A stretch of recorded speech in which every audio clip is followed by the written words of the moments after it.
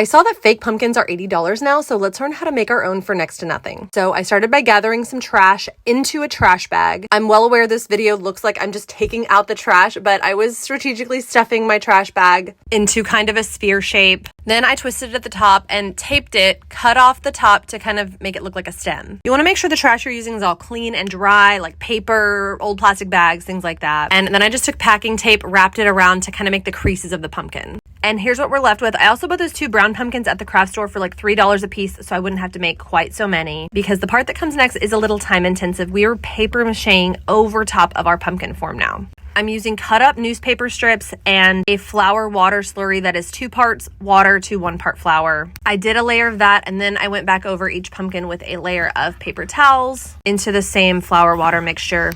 And here's how they were looking the next day when they had dried a little. Now, I could have painted them from here, but I wanted them to have a little bit of a smoother finish, so I came in with this Drydex wall spackle. I brushed that on with a butter knife, and the spackle actually turns white as it dries, so it's really cool. It goes on pink, and then as it's drying, it will start to turn white.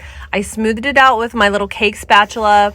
And then to smooth it out even more, I took a wet paper towel and just kind of patted it all over the pumpkin. Here you can see it all done. It was very smooth, and then it was just time to wait for it to dry. Here you can see where it's about halfway dry, that pink color slowly starts to disappear. And then when it is fully dry, it will turn completely white. I did unfortunately have a little bit of cracking, but I just decided to charge ahead with paint. I took some terracotta paint colors, mixed with some baking soda and water, and brushed that on all over my pumpkin.